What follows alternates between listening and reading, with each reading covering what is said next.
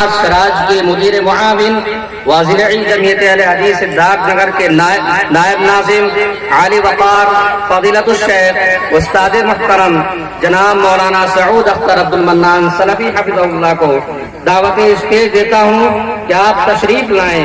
اور عظمت قرآن کے موضوع پر آپ خطاب فرمائیں۔ فضیلت الشیخ استاد محترم مولانا سعود اختر عبد المنان سلفی حفظہ اللہ۔ السلام علیکم ورحمۃ اللہ وبرکاتہ۔ الحمد للہ نحمده ونستعینه ونستغفره ونعوذ باللہ من شرور انفسنا ومن سیئات اعمالنا من يهده الله فلا مضل له ومن يضلل فلا هادي له واشهد ان لا اله الا الله وحده لا شريك له وأشهد أن محمدًا عبده ورسوله أما بعد فإن خير الحديث كتاب الله وخير الهدي هدي محمد صلى الله عليه وسلم وشر الأمور محدثاتها وكل محدثة بدعة وكل بدعة ضلالة وكل ضلالة في النار۔ أعوذ بالله من الشيطان الرجيم، بسم الله الرحمن الرحيم۔ شهر رمضان الذي أنزل فيه القرآن، وقال النبي صلى الله عليه وسلم خيركم من تعلم القرآن وعلمه۔ محترم صدر اجلاس، علماء کرام، بزرگوں، نوجوان دوستوں اور عزیز بچوں، اور میری پردہ نشین ماؤں اور بہنوں، میں سب سے پہلے اللہ رب العالمین کا شکر ادا کرتا ہوں کہ اس نے ہمیں توفیق بخشی کہ آپ کے اس پروگرام میں مرکز تحفیظ القرآن الکریم کے اس پروگرام میں حاضر ہونے کی سعادت ملی۔ اس کے بعد میں اللہ رب العالمین کا شکر ادا کرتا ہوں کہ آپ سے روبرو ہو کر کے کچھ باتیں کہنے کی اور آپ لوگوں سے، ہمارے علماء کرام سے بعض باتیں سیکھنے کی سعادت ہمیں حاصل ہو رہی ہے۔ مجھے مرکز کی جانب سے یا ذمہ داران کی جانب سے جو موضوع دیا گیا ہے وہ ہے عظمت قرآن۔ قرآن مجید اللہ رب العالمین کی آخری کتاب ہے۔ اللہ رب العالمین نے اسے اپنے سب سے مقدس فرشتے کے ذریعے سے اپنے سب سے آخری، سب سے محبوب نبی حضرت محمد مصطفیٰ حمد مجتبیٰ صلی اللہ علیہ وسلم پر نازل فرمایا۔ اس کا نازل کرنے والا بھی سب سے محترم و مقدس، جس کے واسطے سے قرآن مجید نازل کیا گیا، وہ تمام فرشتوں کا سردار، جس نبی پر یہ قرآن نازل ہوا وہ نبی سید المرسلین، تمام رسولوں کا سردار۔ یہ قرآن جس شہر میں نازل ہوا وہ شہر تمام شہروں میں سب سے زیادہ افضل اور معظم اور محترم۔ یہ قرآن مجید جس مہینے میں نازل ہوا وہ مہینہ تمام مہینوں میں سب سے افضل، مقدس اور محترم۔ یہ قرآن مجید جس رات میں نازل ہوا وہ رات تمام راتوں میں سب سے افضل اور مقدس اور محترم۔ قرآن مجید یہ اللہ رب العالمین کی آخری آسمانی کتاب ہے۔ قرآن مجید میں غور کرنے والوں اور قرآن مجید کے پڑھنے والے اس بات سے اچھی طرح سے واقف ہے کہ اس میں انتہا درجے کی فصاحت و بلاغت پائی جاتی ہے۔ اس قرآن مجید کو، قرآن مجید کی تعلیمات کو، قرآن مجید کی روشنی کو،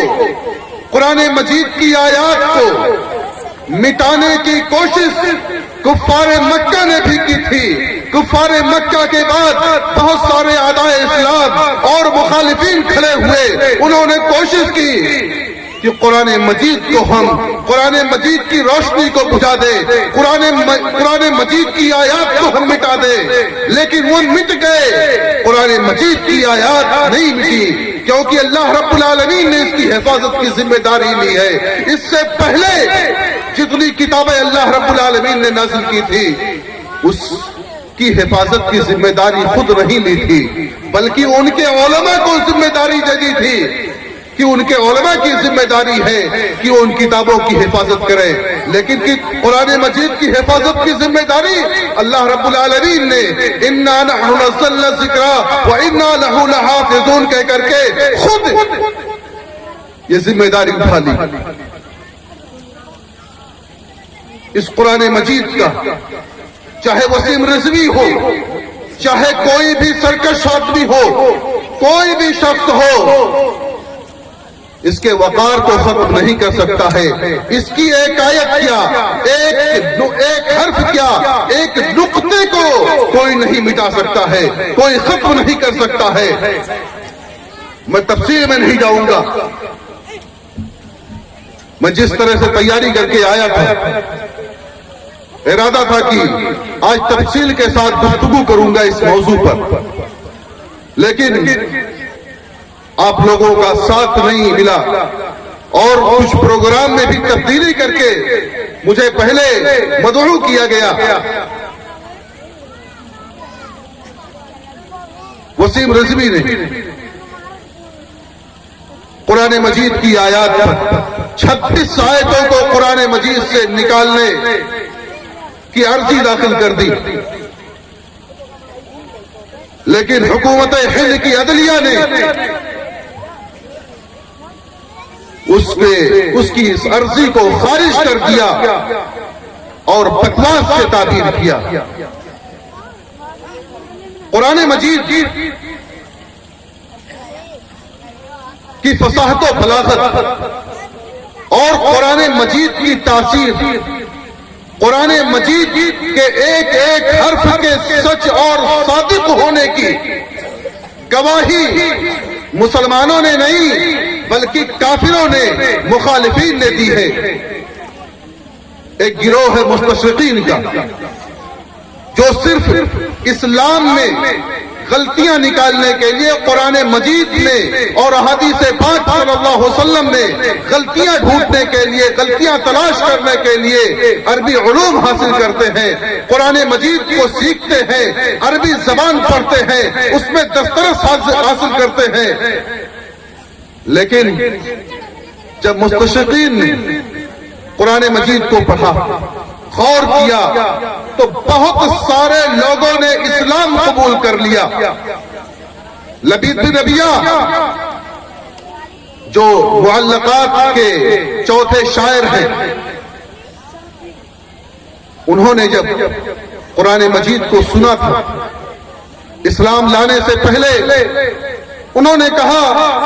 کہ اس سے زیادہ شیریں کلام والا کوئی بھی کلام نہیں ہے، اس سے زیادہ بہتر کوئی کسی کا کلام نہیں ہو سکتا ہے، یہ کسی انسان کا قول نہیں ہے، یہ کسی انسان کا کلام نہیں ہے، یہ اللہ رب العالمین کا کلام ہے۔ طفیل دوسی باہر سے آئے ہوئے ہیں، کفار مکہ استقبال کرتے ہیں اور کہتے ہیں کہ آپ بڑے ہی محترم اور مقدس ہیں ہمارے لیے، ایک سرفرا پیدا ہو گیا ہے ہمارے یہاں، محمد نام کا بڑا جادوگر ہے، ساحر ہے، کاہن ہے، وہ بھائی بھائی میں، باپ بیٹے میں، ماں بیٹی میں تفریق کرا دیتا ہے، خاندان کو بانٹ دیتا ہے، وہ ایک نیا دین پیش کر رہا ہے۔ لیکن جب طفیل دوسی نے کہا کہ میں تو کلام کو جاننے والا پرکھنے والا ہوں، میں ایک اچھا شاعر ہوں، ایک اچھا ادیب ہوں، اور جب میں نے اس کے کلام کو سنا تو میں نے سمجھ لیا کہ کسی انسان کا کلام نہیں ہے، کسی بشر کا قول نہیں ہو سکتا ہے، اس کا نازل کرنے والا کوئی اور ہے، اس کا کسی اور کا قول ہے، کسی انسان کا، کسی مخلوق کا قول نہیں ہے۔ بہرحال بہت سارے لوگوں نے اس قرآن کو مٹانے کی کوشش کی، لیکن کسی نے بھی اس کا ایک نقطہ تک نہیں بدل سکے۔ محمد الرسول اللہ والذین آمنوا معه اشداء علی الکفار رحماء بینہم، مستشقین نے چالاکی کے ذریعے سے، جذبات سے، ہمارے جذبات سے، مسلمانوں کے جذبات سے کھیلنا چاہا۔ وہ جانتے ہیں کہ مسلمان اپنے نبی کی شان میں گستاخی نہیں کر سکتے ہیں اور اپنے نبی کے لیے مر مٹ سکتے ہیں۔ محمد الرسول اللہ کے بعد صلی اللہ علیہ وسلم کا اضافہ کر دیا، صلی اللہ علیہ وسلم کا اضافہ کر دیا، محمد الرسول اللہ، پھر ایک میں صلی اللہ علیہ وسلم کر دیا، اس کے بعد والذین آمنوا معه اشداء علی الکفار۔ لیکن علماء کرام کے سامنے جب یہ قرآن آیا، سختی کے ساتھ اس کا احتجاج کیا، اس پر احتجاج کیا،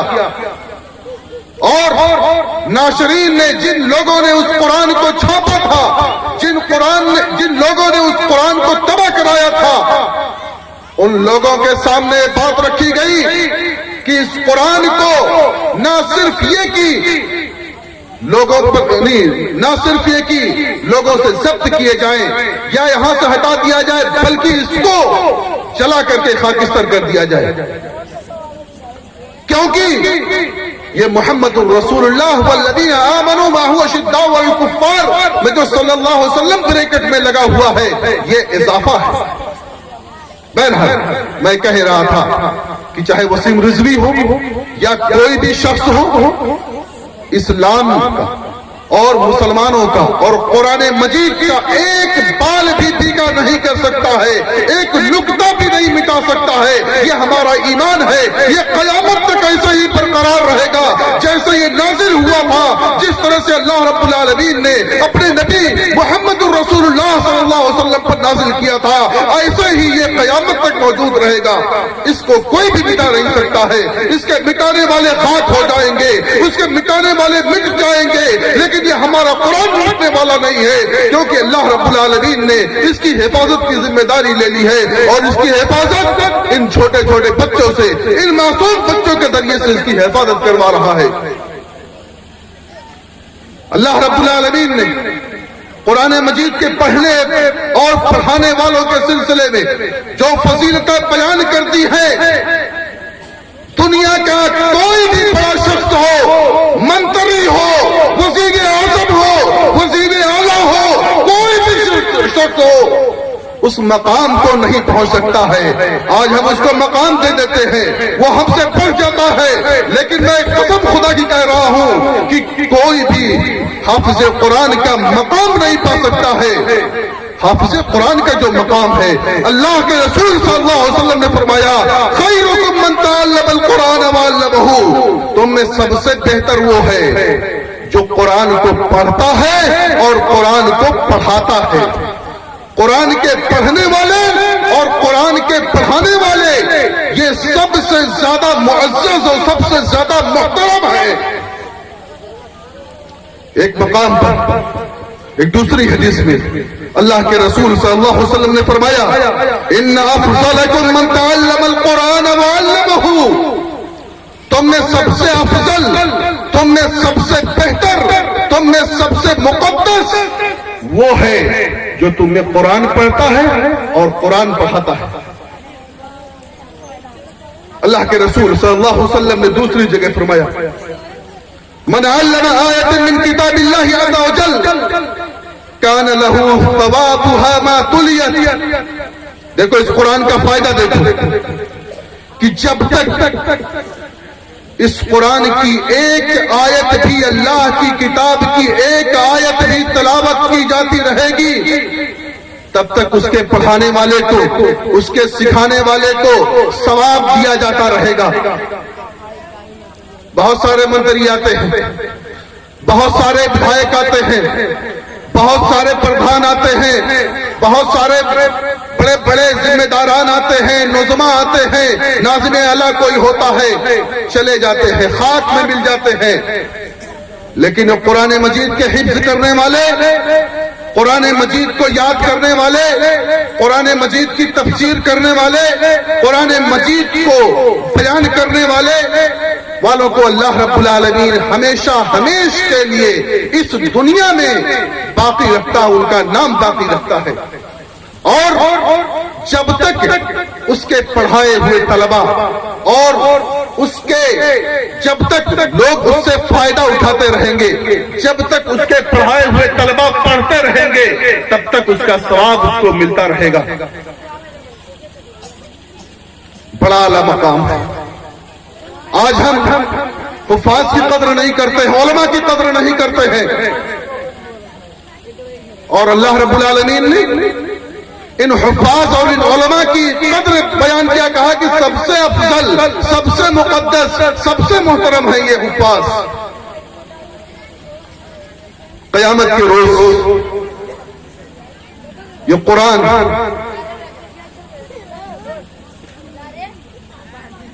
جب کوئی ساتھی نہیں ہوگا، کوئی سفارشی نہیں ہوگا، کوئی شفاعت کرنے والا نہیں ہوگا، یہ قرآن مجید سفارشی بن کر کے آئے گا، یہ قرآن مجید ساتھی ہوگا، آئے گا، پوچھے گا کہ اے میرے بھائی کیا تم مجھے پہچانتے ہو؟ کہے گا نہیں، میں تو آپ کو نہیں پہچانتا۔ کہا میں تمہارا وہی ساتھی ہوں، میں تمہارا ساتھی قرآن ہوں، جس نے تمہیں جس کی وجہ سے تم نے دھوپ کی شدت برداشت کی تھی، جس کی وجہ سے تم نے اپنی رات کی نیندوں کو قربان کیا تھا، جس کی تلاوت کرتے رہے تھے تم، میں وہی قرآن ہوں۔ اللہ رب العالمین سے سفارش کرے گا، اور اس کی سفارش، اس کی شفاعت قبول کی جائے گی، اللہ رب العالمین اس کی سفارش کو قبول کر لے گا۔ قیامت کے روز حافظ قرآن سے، صاحب قرآن سے، حافظ قرآن سے کہا جائے گا اقرأ وارتقی ورتل کما کنت ترتل فی الدنیا، کہ اے حافظ قرآن، اے قرآن کے پڑھنے والے، اے صاحب قرآن، تو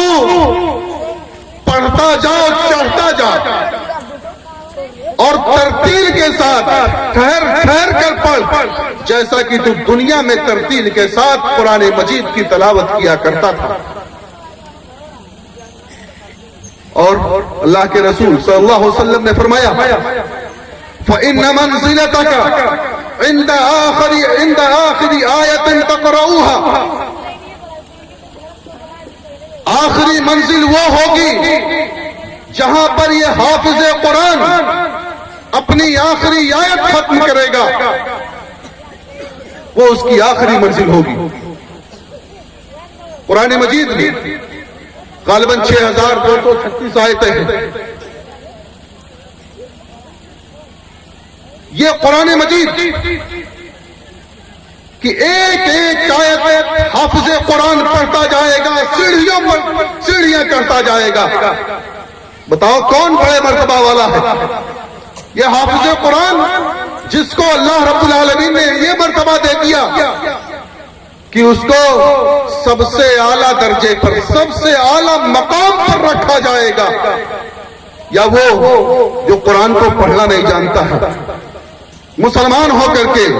ہندی قرآن ڈھونڈتا ہے، انگریزی میں قرآن ڈھونڈتا ہے، شرم آتی ہے ایسے لوگوں پر جو اس ترقی کے دور میں بھی، اس تعلیم میں آگے پڑھنے کے جب دنیا تعلیم میں آگے بڑھ رہی ہے، اس دور میں بھی لوگ ابھی انگریزی والا قرآن دے دو صاحب، ہندی والا قرآن دے دو، نیپالی والا قرآن دے دو، فلاں والا قرآن دے دو، عربی والا قرآن لوگ پڑھنا نہیں جانتے ہیں۔ بڑے افسوس کی بات ہے مسلمانوں، آپ دنیا کا ہر کام کر لیتے ہو، انجینئرنگ کر لیتے ہو، گھر کی تعمیر کر لیتے ہو، بڑے بڑے ٹاور بنا لیتے ہو، لائٹ بنا لیتے ہو، بڑی بڑی گاڑیاں بنا لیتے ہو، ایک کام نہیں کر سکتے ہو جس کو اللہ رب العالمین نے آسان بنایا ہے۔ وَلَقَدْ يَسَّرْنَا الْقُرْآنَ لِلذِّكْرِ فَهَلْ مِن مُدَّكِرٍ، جس کو اللہ رب العالمین نے آسان بنا دیا، جس کا پڑھنا بھی آسان، جس کا سمجھنا بھی آسان، جس کا فہم اور جس سے سمجھانا بھی آسان، وہی کام آپ نہیں کر پاتے ہیں، دنیا کا سارا کام کر لیتے ہیں۔ میں کہہ رہا تھا کہ حافظ قرآن کا مرتبہ نہایت ہی بلند ہے، دنیا میں بھی اور آخرت میں بھی۔ میں چند باتیں کہہ کر کے اپنی بات ختم کر دوں گا، کیونکہ میں دیکھ رہا ہوں کہ لوگ ساتھ نہیں دے رہے ہیں اور یکے بعد دیگرے لوگ ہم سے رخصت ہوتے جا رہے ہیں، اور ہمارے کئی خطبہ جو کہ جنہیں مجھ سے پہلے خطاب کرنا تھا، لیکن یہ ان کی دریا دلی ہے اور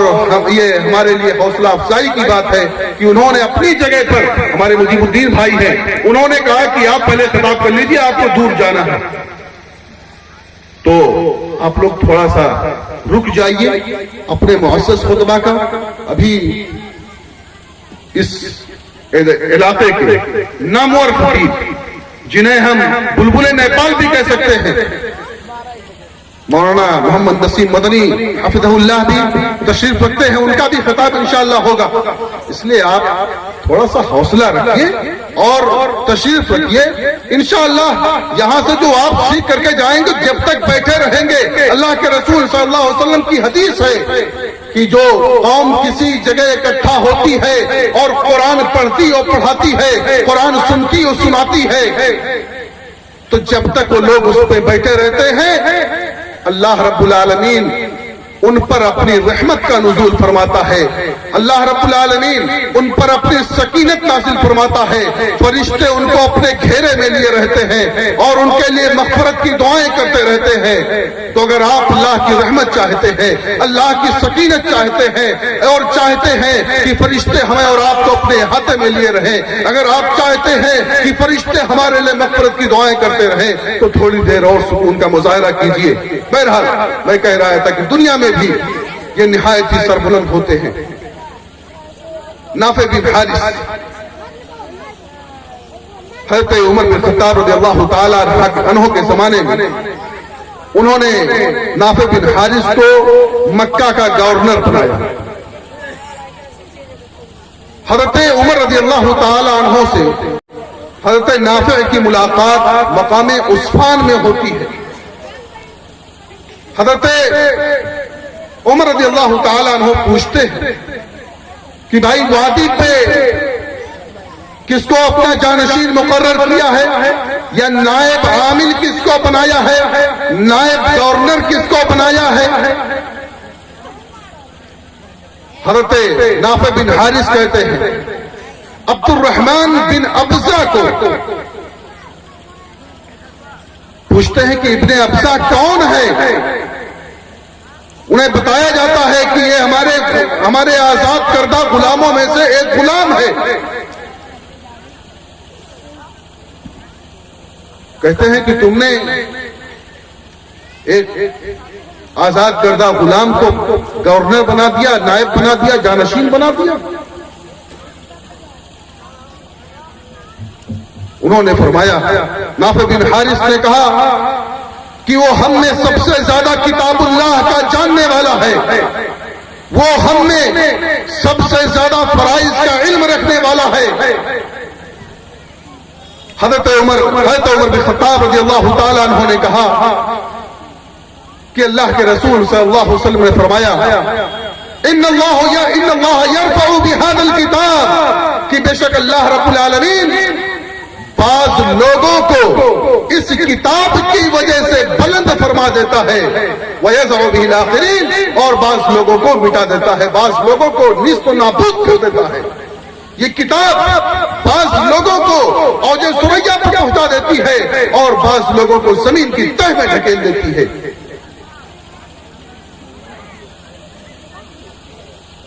امامت کون کرے گا؟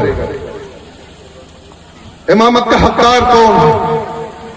جس کی بڑی بڑی داڑھی ہو، جو بڑی سی ٹوپی لگا لے؟ نہیں،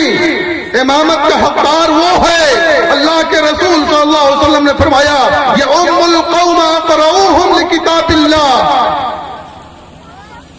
امامت وہ کرائے جو تم میں اللہ کی کتاب کا بڑا عالم ہو، اللہ کی کتاب کو پڑھنے والا ہو، جو سب سے زیادہ اللہ کی کتاب کو پڑھنے والا ہو، جو سب سے بڑا اللہ کی کتاب کا عالم ہو، امامت وہ کروائے۔ حضرت عمرو بن سلمہ رضی اللہ تعالیٰ عنہ 6 سال یا 7 سال کے بچے ہیں، چونکہ وہ ایسے مقام میں رہتے تھے جہاں سے مسلمانوں کا گزر ہوا کرتا تھا، مکہ و مدینہ کے درمیان رہتے تھے، وہاں سے مسلمانوں کا گزر ہوا کرتا تھا۔ انہوں نے اسلام قبول کرنے سے پہلے بچپنے ہی میں بہت ساری آیتوں کو، قرآن کے بہت سارے حصوں کو یاد کر لیا تھا۔ جب ان کے والد اسلام قبول کر کے فتح مکہ کے بعد جب وہاں سے اللہ کے رسول صلی اللہ علیہ وسلم کے پاس سے واپس ہوئے تو اللہ کے رسول صلی اللہ علیہ وسلم کے ارشاد کے مطابق، ان کی ہدایت کے مطابق، اللہ کے رسول صلی اللہ علیہ وسلم کی ہدایت کے مطابق کہ جس کو قرآن سب سے زیادہ یاد ہو اس کو تم امام بنا دو۔ وہ کہتے ہیں کہ میں جب دیکھا گیا، تلاش کیا گیا، ڈھونڈا گیا تو مجھ سے زیادہ قرآن کا پڑھنے والا، مجھ سے زیادہ قرآن کا حافظ کوئی نہیں تھا، اس لیے انہوں نے مجھے امام بنا دیا۔ اور ان کی حالت وہ تھی اس وقت جبکہ ان کی سطر بھی کھل جایا کرتی تھی، کپڑے نہیں تھے، معمولی کپڑے تھے، سطر کھل جایا کرتی تھی۔ جب کسی نے ان کو کپڑے سلوا کر کے دے دیا تو بہت خوش ہوئے، خوشی کے مارے پھولے سے نہیں سما رہے تھے۔ تو کہنے کا مطلب یہ ہے کہ امامت کا حقدار یہ حافظ قرآن ہوگا، چاہے بچہ ہی کیوں نہ ہو۔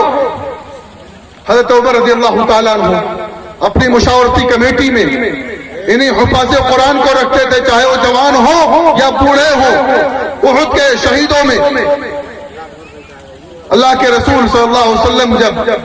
2 کو ایک ساتھ دفن کر رہے تھے، پوچھتے کہ ان دونوں میں حافظ قرآن کون ہے، یا ان میں قرآن زیادہ کس کو یاد تھا، اس کو مقدم رکھتے تھے۔ اسی طرح سے اللہ کے رسول صلی اللہ علیہ وسلم نے حافظ قرآن کے سلسلے میں بہت ساری فضیلتیں بیان کی ہیں۔ ہمیں ضرورت اس بات کی ہے کہ قرآن کی عظمت کو سمجھیں اور حافظ قرآن کی عظمت کو بھی سمجھیں۔ آج معاشرے میں، سماج میں ہم دیکھتے ہیں، مشاہدہ کرتے ہیں کہ ہمارے بھیا لوگ حافظ جی لوگوں کا کتنا خیال رکھتے ہیں، حافظ جی لوگوں کا کی کتنی قدر کرتے ہیں۔ معاف کیجئے گا، ایک اپنے بچوں کو انگریزی پڑھا رہے ہیں، میں دوسرے علوم پڑھا رہے ہیں، اس سے ٹیوشن کرواتے ہیں، وہ جو مانگتا ہے دینے کے لیے تیار ہو جاتے ہیں۔ لیکن یہی حافظ جی اگر کبھی ختم کرائی، میں اس کا قائل نہیں ہوں، اگر ختم کرائی کے نام پر کبھی کچھ مانگ لیا تو کیسے مانگ لیا، اس حافظ کی کیسے ہمت ہو گئی، لڑائی پر اتر آتے ہیں۔ لیکن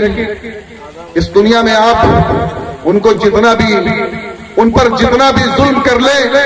جتنا بھی ان کو ستا لیں، جتنا بھی ان کو شیر کر لے جائیں، جتنا بھی ان کو نیچا دکھا دیں،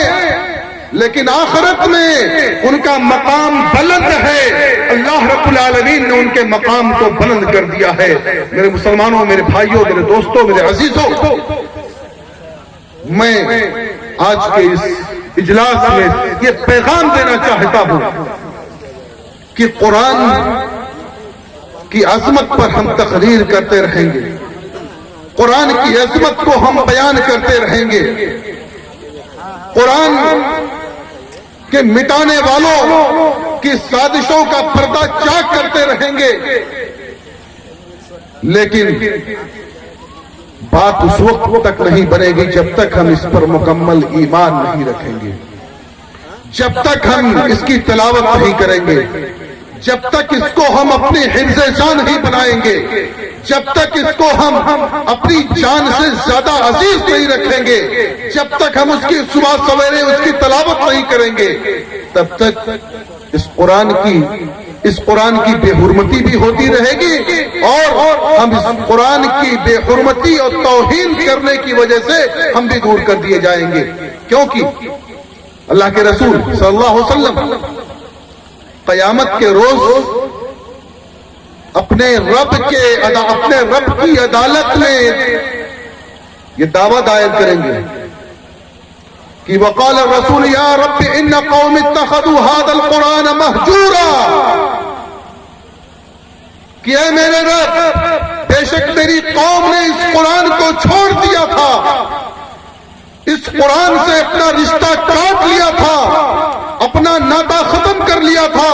اس کی تلاوت بند کر دی تھی، اس پر عمل کرنا بند کر دیا تھا. اس لیے مسلمانوں، اس بات کی ضرورت ہے کہ آج ہم اس کی تلاوت کریں، اس پر عمل کریں، اس کو سمجھنے کی کوشش کریں. اردو ترجمے موجود ہیں، ہندی زبان میں ترجمے موجود ہیں، نیپالی زبان میں ترجمے موجود ہیں. ہم ان میں پڑھ کر کے ان کے معانی پر غور کریں کہ اللہ رب العالمین ہم سے کیا چاہتا ہے، اور اس سے پڑھ کر کے ہم قرآن کو یاد کرنے کی کوشش کریں، اور اپنے بچوں کو حفظ قرآن کی اپنے بچوں کے لیے کوشش کریں کہ ان کو حافظ بنا دیں، ان کو حفظ قرآن پر ابھاریں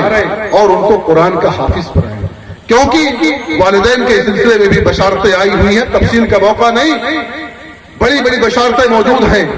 کہ حافظ قرآن کو جہاں اللہ رب العالمین جوڑا عطا کرے گا، وہیں بہت ساری بشارتیں والدین کے سلسلے میں بھی حدیثوں میں پائی جاتی ہیں. تو اس لیے ہم آپ سے گزارش کریں گے کہ خود بھی قرآن پر عمل کریں، قرآن کی تلاوت کریں، قرآن کو یاد کریں، اور اپنے بچوں کو بھی اس کام پر لگائیں. یہ عظیم عمل ہے، حفظ قرآن مجید، حفظ قرآن کریم کا یعنی کر لینا، یہ نہایت ہی عظیم عمل ہے. اللہ رب العالمین اس سے خوش ہوتا ہے. اس لیے ہمیں چاہیے کہ ہم ان تمام چیزوں پر حفظ قرآن کریم حفظ قرآن کریم کا اہتمام کریں. اللہ رب العالمین ہمارے دل میں قرآن کریم کے محبت ڈال دے. اللہ رب العالمین ہماری اولاد کے دلوں میں قرآن مجید کی محبت پیوست کر دے. اللہ رب العالمین ہمیں کتاب و سنت پر چلنے والا بنا دے. اللہ رب العالمین ہم سے جو خطائیں ہوئی اللہ رب العالمین تو ان کو معاف فرما دے. اللہ رب العالمین جو ہم میں مرحومین ہیں اے اللہ تو ان کی مغفرت فرما دے. اے اللہ ہمیں جو مقروض ہیں اے اللہ تو ان کے قرض کا انتظام فرما دے. اے اللہ یہاں جو بھی بیٹھے ہوئے ہیں اے اللہ تو ان تمام کو ہر بیماری، ہر مصیبت، ہر پریشانی سے تو ان کو نجات دے دے. آمین. تقبل یا رب العالمین. وآخر دعوانا الحمد للہ رب العالمین. والسلام علیکم ورحمۃ اللہ وبرکاتہ.